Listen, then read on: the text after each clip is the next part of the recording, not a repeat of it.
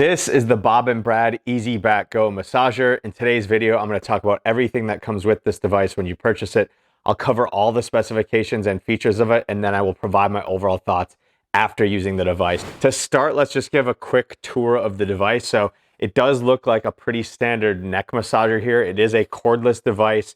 It has a nice sturdy handle on it that has a plastic interior, but the exterior is sort of like this padded material. It's not super soft, but it's also not super firm. It's got a good amount of give to it. And the majority of the device has this padding all around it. So there is not a side of this device that has any hard parts on it other than the interior of this handle here, which is a nice sturdy handle grip. You've got two different colored fabrics. You've got sort of a charcoal and then a light gray. We have the Bob and Brad branding stitched in the middle. You see some raised parts here. That's going to be the actual massage portion. So you've got two massage heads or two massage nodes on either side. When you flip it to the back, you do have this elastic strap, which can be used to attach this to a computer chair. This is actually how I've been using the device primarily. I've been testing it out on my computer chair in my office. So this strap is adjustable, so it can stretch really wide. This easily fits over a computer chair. I haven't tried it on my car, but I definitely think it would fit over a car as well if you wanted to try to use it, but really convenient. You don't have to use it on a chair. As I'll show, I'm just going to use it on the couch here today, but it does have that strap on the back, which is nice. And then you just have two buttons. You have a power button and a heat button with a USB-C charging port in between it. That is everything that you get when you open it. It doesn't come with a case. Now you do get some literature, so you get an instruction manual. You do get a quick start guide as well. The quick start guide is pretty much everything you need to know about it, but it's really straightforward. There's not a lot of features with this device. And then lastly, you do get about a 3-foot long charging cord. It is USB-A to USB-C. Again, that just plugs into the back in between the buttons there. Now, in terms of the device itself, like I mentioned, there's not a lot of functionality to this. It's pretty straightforward. So you're going to have two different speeds and two different heat levels, and that is basically it.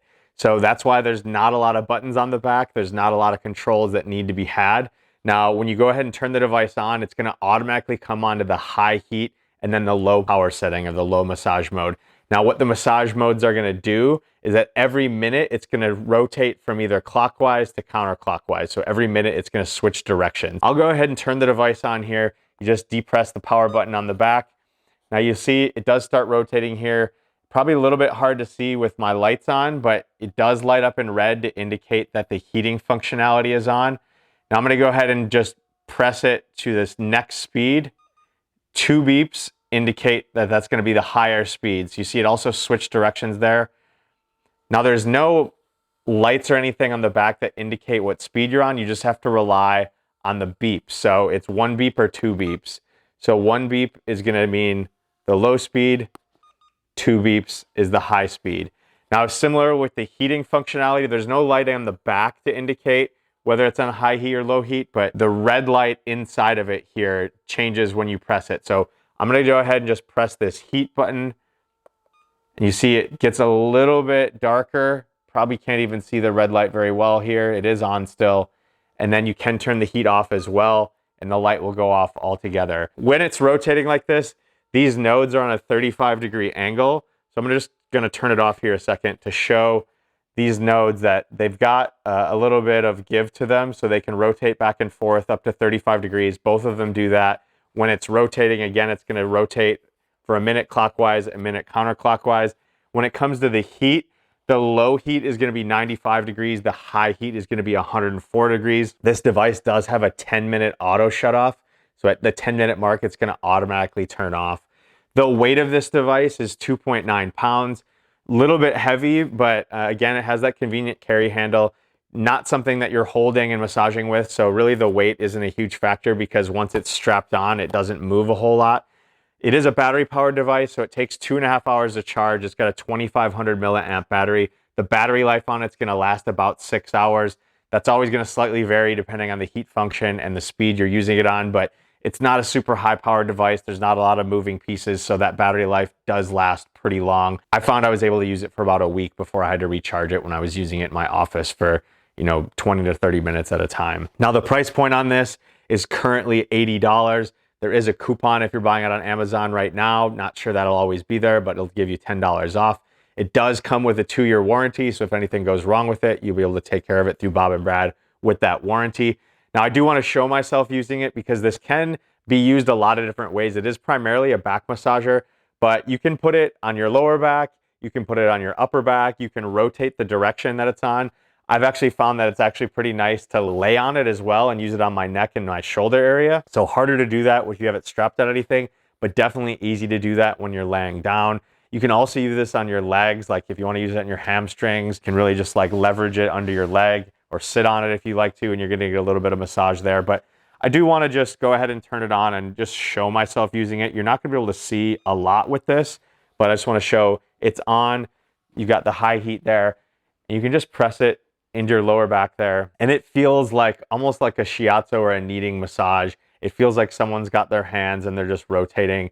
Obviously, I can sit back into it a little bit harder, but generally speaking, it's going to be sort of the same consistent pressure just as you're sitting up against it. Now, I've used this on my computer chair and sort of strapped it in my mid back, and it stays in a good position once it's strapped on, especially once you're sitting against it.